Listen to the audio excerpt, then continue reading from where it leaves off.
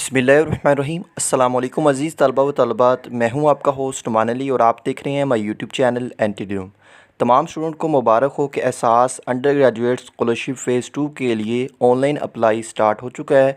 इस वीडियो में आपको बताऊंगा कि आपने ऑनलाइन किस तरह अप्लाई करना है। मुकम्मल तरीका आपको स्टेप बाय स्टेप बताया जाएगा और इसके अलावा वीडियो के लास्ट में आपको ये भी बताया जाएगा कि आपने अपनी एप्लीकेशन को किस तरह ट्रैक करना है कि अभी वो किस मराहल में पहुंची है।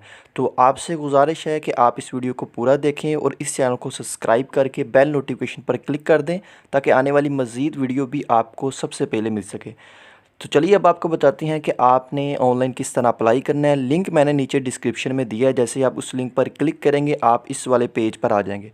तो यहाँ पर सबसे पहले आपने साइन अप पर क्लिक करना है और अपना अकाउंट जो है वो क्रिएट करना है। उसके लिए जी आपने यहाँ पर अपना फ़र्स्ट नेम देना है। फ़र्स्ट नेम के बाद आपने लास्ट नेम देना है, यहाँ पर वही लिखें जो आपका आईडी कार्ड पे है। उसके बाद यहाँ पर पाकिस्तान आपने सेलेक्ट होना चाहिए। उसके बाद यहाँ पर आपने सीएनएसी या बे फॉर्म नंबर देना है, यहाँ पर ऑप्शन मौजूद है। उसके बाद यहाँ पर आपने पासवर्ड लिखना है। पासवर्ड में जो है एक अल्फ़ाबेटिक, एक न्यूमेरिक, एक स्पेशल कैरेक्टर होने चाहिए। उसके बाद यहाँ पर आपने पाकिस्तान सेलेक्ट करना है और देन यहाँ पर आपने मोबाइल नंबर लिखना है जो एक्टिव हो। उसके बाद यहाँ पर आपने ईमेल देनी है। ईमेल देने के बाद आपने साइन अप पर क्लिक करना है, तो आपको ईमेल मोबाइल नंबर पर कोड सेंड किए जाएंगे। वो कोड आपने लिखे होंगे और आपका अकाउंट वेरीफाई हो जाएगा। उसके बाद यहाँ पर आपने अपना आईडी कार्ड नंबर देना है, पासवर्ड देना है जो आपने क्रिएट किया था और आपने साइन इन वाले ऑप्शन पर क्लिक करना है, तो आपका अकाउंट जो है वो ओपन हो जाएगा। जैसे ही आपका अकाउंट जो है ओपन होगा आपको कुछ इस तरह का इसका डिस्प्ले जो है वो देखने को मिलेगा। यहाँ पर ऊपर आप अनाउंसमेंट देख सकते हैं कि एचईसी एहसास प्रोग्राम फ़ेज़ 2 में ऑनलाइन अप्लाई स्टार्ट है और इसकी यहाँ पर लास्ट डेट भी बता रहे हैं 30 अक्टूबर जो है इसमें ऑनलाइन अप्लाई करने की लास्ट डेट है। तो इस वीडियो में आपको मुकम्मल तरीका बताया जाएगा और आपके तमाम डाउट्स जो है वो क्लियर किए जाएंगे। ऑनलाइन अप्लाई करने के लिए आपने इस वाले ऑप्शन पर क्लिक करना है। जैसे ही आप इस पर क्लिक करेंगे तो इसके 6 डिफरेंट स्टेप जो है वो ओपन हो जाएंगे। स्टेप नंबर 1 जो है इसमें आपकी पर्सनल डिटेल है। तो यहाँ पर ये ऑलरेडी फिल है। अगर तो आपने अकाउंट ऑलरेडी बनाया हुआ था, जैसे मैंने फ़ेज़ 1 में भी अप्लाई किया था और मेरा ऑलरेडी एचईसी पर अकाउंट क्रिएट था, तो इसलिए ये इन्फॉर्मेशन आपको फिल मिलेगी जिसे हम प्रोफाइल इन्फॉर्मेशन भी कहते हैं। तो अगर आपने फ़र्स्ट टाइम अकाउंट बनाया तो सारी इन्फॉर्मेशन आपने लिख लेनी है, जिसमें सबसे पहले आपने पिक्स लगानी है। उसके बाद मिस्टर, उसके बाद आपने फ़र्स्ट नेम लिखना है, लास्ट नेम आएगा और उसके बाद आपका मिडल नेम और लास्ट नेम आपने देना है। उसके बाद जेंडर है, उसके बाद मैरिज स्टेटस आपने सेलेक्ट करना है और उसके बाद बायोग्राफिकल आपकी इन्फॉर्मेशन आएगी। बायोग्राफिकल इन्फॉर्मेशन में आपने सबसे पहले अपनी डेट ऑफ बर्थडे सेलेक्ट करनी है, एज आपने लिखनी है, करंट आपकी बर्थडे कहाँ पर हुई थी पाकिस्तान में वो आपने लिखनी है, इस्लाम, पंजाब, पाकिस्तान, डिस्ट्रिक्ट, ये सारी चीज़ें आपने लिख लेनी है। उसके बाद आपकी फ़ादर इन्फॉर्मेशन आएगी। फ़ादर इन्फॉर्मेशन में आपने फ़ादर का नाम लिखना है, फ़ादर का सीएनएसी नंबर आएगा। उसके बाद फ़ादर का स्टेटस अलीव है या खुदा न खासा वफ़ात पा चुके हैं वो आपने यहाँ पर लिखना है। उसके बाद जी यहाँ पर फ़ादर का पेशा क्या है, काम क्या करते हैं, इस तरह की सारी चीज़ें जो है आपने यहाँ पर लिख देनी है। उसके बाद यहाँ पर आपने पोस्टल एड्रेस इंफॉर्मेशन देनी है। मेलिंग एड्रेस, पाकिस्तान कंट्री, उकाड़ा सिटी, जो भी आपकी डिस्ट्रिक्ट है वो आपने लिखनी है। उसके बाद ये पोस्टल कोड है, जैसे मैं उकाड़ा से, तो उकाड़ा का पोस्टल कोड ये है। अगर आपको आपकी सिटी का पोस्टल कोड नहीं पता आप गूगल से चेक कर सकते हैं, ईज़िली आपको मिल जाएगा। उसके बाद नीचे आगे जो है आपने एड्रेस लिख देना है कंप्लीट। उसके बाद नेशनैलिटी इन्फॉर्मेशन नीचे बताई जा रही है जो कि ऑलरेडी आपको यहाँ पर देखने को मिल जाएगी जिस पर आपने अपना अकाउंट क्रिएट किया है। तो जैसे ही आप नेक्स्ट वाले ऑप्शन पर क्लिक करोगे उसके बाद नेक्स्ट ऑप्शन आता है जी एजुकेशन का। ये इम्पोर्टेंट है, यहाँ पर आपने अपनी तमाम एजुकेशन डिटेल जो है देनी है। सबसे पहले यहाँ पर आपने अपनी मैट्रिक की डिटेल जो है देनी है। सबसे पहले यहाँ पर आपने इंस्टीट्यूट का नेम लिखना है, जिस स्कूल में आप पढ़ते रहे हैं उस स्कूल का नाम जो है वो यहाँ पर आपने लिख देना है। चलिए यहाँ पर मैं लिख देता हूँ। उसके बाद यहाँ पर आपने पासिंग ईयर्स जो है वो सिलेक्ट करना है। ये सारी इन्फॉर्मेशन जो है मैं फ़र्ज़ी लिखूँगा क्योंकि जस्ट मैं आपको समझाने के लिए वीडियो बना रहा हूँ कि आपने किस तरह अप्लाई करना है ताकि आपको बाद में किसी किस्म की कोई प्रॉब्लम ना आए। उसके बाद यहाँ पर आपने मंथली फ़ीस लिखनी है, जितनी फ़ीस आप उस स्कूल में पे कर रहे थे। तो जो भी आपके स्कूल की फ़ीस थी, प्राइवेट था, गवर्नमेंट था, वो आपने यहाँ पर लिख देनी है। उसके बाद यहाँ पर आपने टोटल मार्क्स लिखने हैं, उस वक्त कितने टोटल मार्क्स है, तो 1050 उस वक्त टोटल मार्क्स है 2012 में। और यहाँ पर आपने ऑब्टेन मार्क्स लिखने हैं, कितने आपने मार्क्स जो है वो लिए थे। उसके बाद फिर जो है आपने इंटरमीडिएट 12 ईयर की जो एजुकेशन है वो लिखनी है, चाहे आपने एफ़ए एफएससी किया या फिर डीए किया, वो आपने यहाँ पर लिखनी नहीं है जो भी आपने किया है। सबसे पहले आपने इंस्टीट्यूट का नाम लिखना है। तो यहाँ पर मैंने इंजीनियरिंग की हुई है डीए, तो मैं यहाँ पर लिखूँगा अपने इंस्टीट्यूट का नाम जीसीटी साहिवाल। तो जो भी आपके इंस्टीट्यूट का नाम है वो आपने यहाँ पर लिख देना है। उसके बाद पासिंग ईयर्स आपने सेलेक्ट करना है। देन यहाँ पर आपने मंथली फ़ीस जो है लिखनी है, जितनी आप वहाँ पर पे कर रहे थे।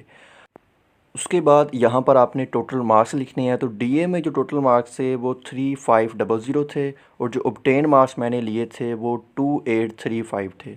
वो आपने लिख देने हैं जो भी आपने लिए हैं। उसके बाद यहाँ पर आपने करंट एजुकेशन लिखनी है, जिस भी यूनिवर्सिटी में आप स्टडी कर रहे हैं। तो यहाँ पर सबसे पहले आपने यूनिवर्सिटी का नाम लिखना है। यहाँ पर तमाम यूनिवर्सिटी हैं जो यूनिवर्सिटियाँ एलिजिबल है। तो यहाँ पर आपने देख लेना है, यहाँ पर सिर्फ गवर्नमेंट यूनिवर्सिटी हैं, प्राइवेट यूनिवर्सिटी यहाँ पर मौजूद नहीं होगी, क्योंकि ये स्कॉलरशिप फ़िलहाल जो है गवर्नमेंट यूनिवर्सिटी को दी जा रही है। तो जैसे मैं उकाड़ा यूनिवर्सिटी से हूँ तो मैं उकाड़ा यूनिवर्सिटी सेलेक्ट करूँगा। तो यहाँ पर नीचे आपको उकाड़ा यूनिवर्सिटी भी मिल जाएगा। बहुत से स्टूडेंट ये कहते हैं कि हमें यहाँ पर अपनी यूनिवर्सिटी नहीं मिल रही, तो आपको मिल जाएगी। आपने गौर से देखना है। अभी मैं आपको यहाँ पर दिखाता हूँ कि मुझे उकाड़ा यूनिवर्सिटी कहाँ पे जाकर मिलती है। ये देखें, ये यूनिवर्सिटी ऑफ उकाड़ा जो है यहाँ पर मौजूद है। यहाँ पर आपने सेलेक्ट करना है। उसके बाद आपने डिग्री लेवल सेलेक्ट करना है। तो ये सिर्फ जो है अंडर ग्रेजुएट स्टूडेंट के लिए, तो यहाँ पर एक ही आपको ऑप्शन मिलेगा, आपने वो सेलेक्ट कर देना है। तो उसके बाद यहाँ पर आपने डिपार्टमेंट नेक्स्ट सेलेक्ट करना है। ठीक है, आपका डिपार्टमेंट कौन सा है। यहाँ पर मैं आपको ये बता दूँ कि अगर आपका फ़र्स्ट सेमेस्टर है, सेकंड है या लास्ट सेमेस्टर है, तमाम स्टूडेंट इसके लिए अप्लाई कर सकते हैं। अगर आप मास्टर कर रहे हैं तो आपकी अंडर ग्रेजुएट स्टडी होनी चाहिए, आप कर रहे हो, वो तमाम स्टूडेंट अप्लाई कर सकते हैं, चाहे उनका कोई भी सेमेस्टर हो। यहाँ पर मैंने डिपार्टमेंट सेलेक्ट किया। उसके बाद सब डिपार्टमेंट जो है वो मैंने यहाँ पर सेलेक्ट करना है। मैंने यहाँ पर किया था डिपार्टमेंट में इंजीनियरिंग एंड टेक्नोलॉजी। उसके बाद इंजीनियरिंग एंड टेक्नोलॉजी की तमाम फ़ील्ड जो है आपको यहाँ पर जो है मिल जाएगी। तो जो भी आपकी फ़ील्ड है वो आपने यहाँ पर रिसर्च करनी है। और यहाँ पर जो है मैंने कंप्यूटर इंजीनियरिंग को जो है सिलेक्ट कर दिया है। उसके बाद यहाँ पर आपने प्रोग्राम ड्यूरेशन जो है वो सिलेक्ट करनी है, 4 इयर्स और 5 इयर्स की मौजूद है। उसके बाद करंट सेमेस्टर आपने लिखना है कि अभी आप किस सेमेस्टर में हैं। तो यहाँ पर आप देख सकते हैं सेमेस्टर 1 से लेकर सेमेस्टर 10 जो है मौजूद है। आप जिस भी सेमेस्टर से हैं आप अप्लाई कर सकते हैं। उसके बाद यहाँ पर यूनिवर्सिटी रजिस्ट्रेशन नंबर लिखना है। अगर आप कंटिन्यू स्टूडेंट है, आपका सेकंड सेमेस्टर चल रहा है, तो आप यहाँ पर लिख सकते हैं। अगर आपका फ़र्स्ट सेमेस्टर आपके पास नहीं है तो आप इसे ब्लैंक भी छोड़ सकते हैं, ये लिखना जो है वो ज़रूरी नहीं है। तो फ़िलहाल यहाँ पर मैं कुछ भी लिख देता हूँ और उसके बाद यहाँ पर मैं सेव और नेक्स्ट वाले ऑप्शन पर क्लिक करता हूँ। अभी जो नेक्स्ट ओपन हुआ है यह है जी फैमिली इन्फॉर्मेशन। यहाँ पर आपने अपनी फैमिली इन्फॉर्मेशन जो है प्रोवाइड करनी है। सबसे पहले आपने फ़ादर इन्फॉर्मेशन लिखनी है, फ़ादर का स्टेटस लिखना है। यहाँ पर आपने तहसील लिखनी है, यहाँ पर मैं उकाड़ा लिख देता हूँ। उसके बाद नेक्स्ट ऑप्शन जो है वो है जी फ़ादर प्रोफेशनल स्टेटस, वो अर्निंग कर रहे हैं या नॉट अर्निंग, वो आपने सेलेक्ट करना है। जैसे ही आप अर्निंग वाले ऑप्शन पर क्लिक करेंगे तो फ़ादर की तमाम डिटेल आ जाएगी, वो कहाँ पर काम कर रहे हैं, उनका पेशा क्या है, ये सारी चीज़ें आपने लिखना होगा। फ़ादर NTN नंबर, ये आपने चीज़ें देनी है। अब यहाँ पर मैं आपको बता दूँ कि जिस पॉइंट के सामने डॉट का बना हुआ है वो लिखना ज़रूरी है, जिसके सामने डॉट नहीं बना वो लिखना ज़रूरी नहीं है। जैसे ये फ़ादर NTN नंबर, ये देना ज़रूरी नहीं है, इसके सामने डॉट नहीं लिखा हुआ। तो बाकी जो चीज़ें जिसके सामने डॉट लिखा हुआ है वो लिखना ज़रूरी है। तो फ़िलहाल मैं ये चीज़ें नहीं लिखना चाह रहा, जस्ट समझाने के लिए आपको वीडियो बना रहा हूँ ताकि आपका टाइम जो है ज़ाया ना हो। तो मैं यहाँ पर नोट अर्निंग वाले ऑप्शन पर क्लिक करूँगा तो ये ऑप्शन यहाँ से चले जाएंगे। उसके बाद यहाँ पर आपने सेलेक्ट कर देना है कि अर्निंग रिसोर्स जो है वो आपका कौन सा है। तो यहाँ पर मैं फ़ादर जो है सेलेक्ट करता हूँ। उसके बाद इफ़ नॉट अर्निंग फ़ादर, ये आपने सेलेक्ट करना है, अर्निंग कर रहे हैं या नहीं कर रहे, साथ वाला ऑप्शन है। उसके बाद मदर इन्फॉर्मेशन जो है वो आपने यहाँ पर लिखनी है। सबसे पहले आपने मदर का नाम जो है वो यहाँ पर लिखना है। उसके बाद मदर का CNSC नंबर जो है वो आपने यहाँ पर लिखना है। ये ऑप्शनल है, अगर आप देना चाहते हैं आप दे दें, मैं फ़िलहाल नहीं देना चाहता, लेकिन आप ये चीज़ें ज़रूर लिखिएगा। उसके बाद यहाँ पर मदर स्टेटस जो है वो आपने लिखना है, अलाइव हैं या डिसीज़्ड है। तो अल्हम्दुलिल्लाह मेरी वालिदा माहिदा जो है अलाइव है, तो मैं यहाँ पर अलाइव वाला ऑप्शन सेलेक्ट करूँगा। जैसे ही अलाइव वाला ऑप्शन आप सेलेक्ट करेंगे तो आपको मज़ीद डिटेल जो है वो लिखनी पड़ेगी। हाउस वाइफ है या वर्किंग लेडीज़ है वो आपने यहाँ पर लिखना है। हाउस वाइफ है तो हाउस वाइफ सेलेक्ट कर दें। वर्किंग लेडीज़ सेलेक्ट करेंगे तो यहाँ पर आपको उनका प्रोफेशनल जो है वो भी लिखना पड़ेगा। उसके बाद यहाँ पर पेरेंट्स मदर आपने रिलेशनशिप जो है वो लिखना है, इकट्ठे हैं या अलग हैं वो आपने यहाँ पर लिखना है। यार बहुत सी चीज़ें यहाँ पूछ रहे हैं, लड़ाई करवाने वाली वो बात है। तो बहरहाल उसके बाद नेक्स्ट ऑप्शन की तरफ बढ़ते हैं जो है जी स्टूडेंट इन्फॉर्मेशन। यहाँ पर स्टूडेंट ने अपने CNSE की एक्सपायरी डेट जो है वो लिखनी है, जो कि आपको CNSE पर देखने को मिल जाती है। तो ये लिखना ज़रूरी है और एक्यूरेट लिखना भी ज़रूरी है। तो यहाँ पर आपने सबसे पहले जो है ईयर सेलेक्ट करने हैं, मंथ सेलेक्ट करने हैं और आपने डे सेलेक्ट कर देने हैं। उसके बाद यहाँ पर आपने फैमिली मेम्बर इन्फॉर्मेशन देनी है। यहाँ पर आपने टोटल फैमिली मेम्बर लिखने हैं। उसके बाद टोटल अर्निंग मेंबर लिखने हैं कि कितने मेंबर जो है वो कमाई कर रहे हैं। उसके बाद यहाँ पर आपने ब्रदर्स लिखने हैं, कितने टोटल ब्रदर्स हैं। और उसके बाद यहाँ पर जो है डिपेंडिंग ऑन फैमिली, यानी फैमिली पर कितने अभी डिपेंड कर रहे हैं जो अर्निंग नहीं कर रहे, तो आपने ऊपर लिख दिए हैं। तो यहाँ पर आप 5 लिख दें, नीचे 5 बचे। उसके बाद यहाँ पर आपने लिखना है कि स्टडी फैमिली मेंबर, कितने मेंबर जो है वो आपकी स्टडी कर रहे हैं, तो वो आपने यहाँ पर लिख देनी है। उसके बाद सिस्टर्स कितनी हैं वो आपने यहाँ पर लिख देनी है। तो ये चीज़ें देने के बाद आपने यहाँ पर नीचे आना है। तो नीचे वाला ऑप्शन है जी फैमिली इनकम। तो यहाँ पर आपने फैमिली इनकम रिसोर्सेज जो है वो लिखनी है। दो ऊपर जो आपने लिखा है जो रिसोर्सेज है फैमिली इनकम के, वो आपने दोनों के दोनों यहाँ पर लिखने हैं ताकि आपकी इन्फॉर्मेशन जो है वेरीफाई हो। उसके बाद नीचे यहाँ पर इनकम फ्रॉम अदर रिसोर्सेज का ऑप्शन मौजूद है कि अगर आप किसी और ज़राए से इनकम आ रही है तो वो भी आप लिख सकते हैं। तो इसको ऐड करने के लिए यहाँ पर आपने ऐड मोर पर जाना है। यहाँ पर आपने अपनी फैमिली मेम्बर का नेम लिखना है जो इनकम ऑफ रिसोर्सेज का ज़राए बन रहा है। उसके बाद आपने उसका प्रोफेशनल देना है और देन यहाँ पर आपने येस और नो सेलेक्ट करना है कि अगर आपको फैमिली सपोर्ट मिल रही है। उसके बाद आपने रिलेशनशिप लिखना है, ब्रदर है। उसके बाद यहाँ पर आपने ग्रॉस इनकम लिखनी है जो उससे मिल रही है सैलरी। नेक्स्ट यहाँ पर आपने नेट इनकम लिखनी है। अब नेट इनकम क्या है? नेट इनकम वो है जो अखराजात या जो चीज़ें निकाल कर आपके पास इनकम बचती है वो आपने यहाँ पर लिखनी है, उसे नेट इनकम जो है वो कहा जाता है। तो चलिए यहाँ पर मैं नेट इनकम लिख देता हूँ, जितने पैसे बचते हैं अखराजात वगैरह निकाल कर। तो उसके बाद ऐड मोर, आप जो नेक्स्ट पर्सन है उसकी भी आपने इसी तरह ऐड करनी है और आपको नीचे यहाँ पर टोटल अमाउंट जो है वो नज़र आ जाएगी, ग्रॉस इनकम और नेट इनकम।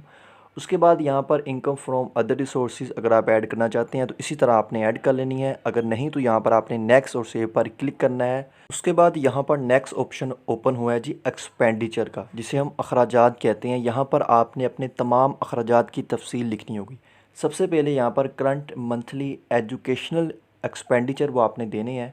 यहाँ पर आपने उस मेंबर का नाम लिखना है जो आपके अखराजात उठा रहा है, आपका उसके साथ रिलेशनशिप क्या है वो आपने यहाँ पर लिखना है। उसके बाद इंस्टीट्यूट नेम आपने लिखना है जहाँ पर वो काम कर रहा है, ठीक है। तो मैंने ये ऊपर वहाँ पर लिखा था वो टीचर हैं, तो वहाँ पर आपने लिख देना है जी MC हाई स्कूल, जिस भी इंस्टीट्यूट में वो जॉब कर रहे हैं। उसके बाद यहाँ पर आपने टाइप ऑफ इंस्टीट्यूट लिखना है, पब्लिक सेक्टर है या प्राइवेट सेक्टर है। तो यहाँ पर मैं पब्लिक सेक्टर सेलेक्ट करता हूँ। उसके बाद आपने यहाँ पर क्लास लिखनी है। क्लास मतलब आपने ग्रेड लिखना है, किस ग्रेड के जो है वो मुलाजमीन है, तो वो आपने यहाँ पर लिख देना है। उसके बाद आपने लिखना है मंथली एजुकेशन एक्सपेंडिचर, कितने अखराजात आ रहे हैं वो आपने यहाँ पर लिख देने हैं जितने भी आपके केस में आ रहे हैं। तो ये यहाँ पर इंफॉर्मेशन ऐड हो जाएगी। अगर आप मज़ीद ऐड करना चाहते हैं तो ऐड मोर पर आप क्लिक करेंगे तो मज़ीद भी आप ऐड कर सकते हैं। उसके बाद जो नेक्स्ट यहाँ पर नीचे ऑप्शन आया है वो है जी सेल्फ़ एजुकेशनल एक्सपेंडिचर। तो आप पर कितने अखराजात आ रहे हैं, जिसमें आपकी ट्यूशन फ़ीस है, आने जाने खर्चा है, वो आपने यहाँ पर जो है वो लिख देना है। उसके बाद नीचे आपने आल फैमिली एक्सपेंडिचर ऐड करने हैं, जिसमें यूटिलिटी बिल होगा, इलेक्ट्रिसिटी बिल होगा, सुई गैस बिल होगा, मोबाइल बिल होगा, इंटरनेट बिल होगा। ये तमाम चीज़ें जो है आपने ऐड करनी है और एक्यूरेट ऐड करनी है। जो आपको एक्सपेंडिचर है रियल में आपने वही लिखने हैं। फ़र्ज़ कीजिए यहाँ पर आप इलेक्ट्रिसिटी बिल लिख देते हैं तो बाद में आपको ये तमाम चीज़ें जब अपनी हार्ड कॉपी में एप्लीकेशन यूनिवर्सिटी को सबमिट करवाओगे तो वहाँ पर ये आपको प्रूफ साथ में अटैच करने पड़ेंगे। अगर आप अटैच नहीं करेंगे तो आपकी एप्लीकेशन जो है वो रिजेक्ट हो जाएगी। तो इसलिए आपने वो चीज़ें लिखनी है जिसके एक्सपेंडिचर आपको आ रहे हैं, ये तमाम डिटेल आपको लिखनी पड़ेगी। साथ में इसके प्रूफ जो है वो भी हार्ड कॉपी में अटैच करने पड़ेंगे। तो यहाँ पर जो भी मेरे केस में है एक्सपेंडिचर आ रहे हैं वो मैं जल्दी से यहाँ पर लिख देता हूँ। तमाम एक्सपेंडिचर ऐड करने के बाद यहाँ पर आपको टोटल अमाउंट देखने को मिल जाएगी। उसके बाद नेक्स्ट आपने अकामोडेशन एक्सपेंडिचर जो है वो ऐड करनी है। यहाँ पर सबसे पहले आपने टाइप सेलेक्ट करनी है घर की, तो यहाँ पर मैं लिख देता हूँ विलेज हाउस। उसके बाद आपने स्ट्रक्चर सेलेक्ट करना है, उसका कच्चा हाउस है, पक्का हाउस है, तो वो यहाँ पर जो भी आपके केस में है वो आपने यहाँ पर सेलेक्ट कर देना है। उसके बाद आपने स्टेटस जो है वो सेलेक्ट करना है कि आप खुद की है, गवर्नमेंट ने आपको दी है, तो यहाँ पर सेल्फ़ ओन मैं सेलेक्ट कर देता हूँ। उसके बाद नंबर ऑफ़ बेड्स रूम जो है वो आपने लिखने हैं, कितने हैं, तो यहाँ पर जो भी आपके केस में है तो यहाँ पर मैं 1 से 2 लिख देता हूँ। उसके बाद टोटल साइज़ आपने लिखना है जी कितना है, तो यहाँ पर साइज़ निकालने के लिए आपने लेंथ, विड्थ और हाइट को ज़रब दे देनी है, उनको इंची टेप से नाप कर। उसके बाद यहाँ पर आपने उसका कंप्लीट एरिया लिख देना है। उसके बाद नंबर ऑफ़ एयर कंडीशन, अरे भाई जाने दो, कोई नहीं है। उसके बाद नंबर ऑफ़ सर्वेंट, कितने नौकर हैं, तो यहाँ पर चलें मैं 1 या 2 लिख देता हूँ, आप लिख सकते हैं, कोई मसला नहीं है इसमें। उसके बाद यहाँ पर आपने कंप्लीट एड्रेस लिखना है, तो यहाँ पर मैं फ़िलहाल नहीं लिखना चाह रहा, तो मैंने ये लिख दिया है। उसके बाद नेट रिसोर्स जो इनकम है वो आपको यहाँ पर टोटल नज़र आ जाएगी, आपकी ग्रॉस इनकम कितनी है, नेट इनकम कितनी है और कितने पैसे जो है बाकी बचते हैं, ये तमाम यहाँ पर इन्होंने डिटेल निकाल कर आपको दे दी है। उसके बाद नीचे अगर आप एनी अदर अकामोडेशन ऐड करना चाहते हैं तो आप वो भी ऐड कर सकते हैं। मेरा ख़्याल आपको वो ऐड नहीं करना चाहिए। तो ये चीज़ें लिखने के बाद आपने यहाँ पर नेक्स्ट पर क्लिक करेंगे तो नेक्स्ट ऑप्शन जी ओपन हो जाएगा। ये देखिए यहाँ पर आपने सबसे पहले देनी है ट्रांसपोर्ट डिटेल कि आपके पास कोई भी ट्रांसपोर्ट है, गाड़ी वगैरह है, तो यहाँ पर नो मैं लिखता हूँ। अगर आप यस करेंगे तो आपको उसकी तादाद वगैरह लिखनी पड़ेगी। उसके बाद कैटल्स की आपने डिटेल देनी है कि अगर आपके पास मवेशी वगैरह है, यस और नो आपने आंसर देना है। यस करेंगे तो आपको तादाद लिखनी पड़ेगी। उसके बाद यहाँ पर ये असासाजात की आपने वैल्यू देनी है, जो मार्केट वैल्यू है, तमाम डिटेल आपको लिखनी पड़ेगी। तो मेरा नहीं ख्याल आपको देनी चाहिए, अगर आप देना चाहते हैं तो आप दे सकते हैं। तो आप फ़िलहाल इसे ब्लैंक छोड़ दीजिए, ये इतना ज़रूरी जो है इसमें नहीं है, तो मैं इसे ब्लैंक छोड़कर नेक्स्ट करता हूँ। तो यहाँ पर लास्ट वाले ऑप्शन पर हम पहुँच चुके हैं जो कि अदर डिटेल्स का ऑप्शन है। यहाँ पर सबसे पहले आपने एडमिशन डिटेल देनी है कि आपने जो फर्स्ट सेमेस्टर या करंट सेमेस्टर में एडमिशन लिया उसकी फ़ीस आपने कहाँ से पे की है, किस तरह आपने पे की है। जिस तरह भी आपने पे किया है वो आपने लिख देनी है। यहाँ पर मैं उधार लिखूँगा तो वो यहाँ पर मैंने लिख दिया है। उसके बाद यहाँ पर आपसे पूछ रहा है कि आपने पहले कोई स्कॉलरशिप हासिल की है। अगर आपने की है तो आप येस पर क्लिक करें। अगर आपने हासिल नहीं कर रहे, आपने ये नहीं ली, तो आप नो पर क्लिक करें। उसके बाद आपने स्टेटमेंट ऑफ पर्पस जो है वो लिखना है। ये तगड़ा आपका होना चाहिए कि मतलब कि आपको इस स्कॉलरशिप की ज़रूरत क्यों है, किस मकसद के लिए आप ये स्कॉलरशिप ले रहे हैं, तो वो आपने यहाँ पर लिख देनी है। फ़ाइनेंशियल सपोर्ट आप लिखिए कि मेरी फ़ाइनेंशियल सपोर्ट कमज़ोर है, तो मिनिमम आपने 50 वर्ड्स जो है वो इसमें लिखना ज़रूरी है। तो जो भी आप लिखना चाहते हैं आप लिख दें। फ़िलहाल मैं यहाँ पर इसे वैसे ही फ़िल कर देता हूँ।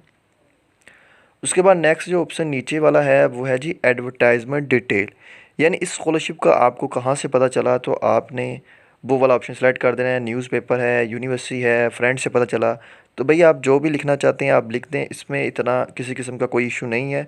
उसके बाद यहाँ पर आपने अंडरटेक इट वाले ऑप्शन पर टिक करना है, टर्म एंड कंडीशन को एक्सेप्ट करना है और सबमिट वाले ऑप्शन पर क्लिक करेंगे तो आपकी एप्लीकेशन जो है सबमिट हो जाएगी। इस तरह आप एहसास अंडर ग्रेजुएट स्कॉलरशिप फ़ेज़ 2 के लिए ऑनलाइन अप्लाई कर सकते हैं। उसके बाद आप डैशबोर्ड में जाएंगे, यहाँ पर आपको ये ट्रैकिंग नंबर मिल चुका है। अब आपने अपनी एप्लीकेशन को किस तरह ट्रैक करना है वो मैं आपको बताता हूँ। तो यहाँ पर नीचे आपको ये वाला ऑप्शन देखने को मिल रहा है, आपने इस वाले ऑप्शन पर क्लिक कर देना है। तो यहाँ पर ये ट्रैकिंग नंबर जो है आपने पेस्ट करना होगा। अभी थोड़ा सा यहाँ पर आप वेट करें। ये देखें ये ट्रैकिंग सिस्टम इनका ओपन हो चुका है। तो यहाँ पर आपने टिकट नंबर भी दे सकते हैं, CNSA नंबर जो है आप वो भी लिख सकते हैं। तो यहाँ पर आपने ये टिकट नंबर जो है पेस्ट कर देना है जो कि अभी आपको मिला है, और आपने रिसर्च वाले ऑप्शन पर क्लिक करना है, तो आपकी एप्लीकेशन का जो भी स्टेटस होगा वो आपको बता दिया जाएगा। फ़िलहाल अभी यहाँ पर नो रिकॉर्ड फाउंड आ रहा है, इसकी वजह यही है कि अभी हमने जो एप्लीकेशन सबमिट की है, कुछ देर बाद यहाँ पर रिकॉर्ड अपडेट हो जाएगा और आप अपनी फाइल्स को लाइव जो है वो ट्रैक कर सकते हैं। उम्मीद करता हूँ कि आपको वीडियो पसंद आई होगी। वीडियो को लाइक और शेयर ज़रूर करें। Thank you so much.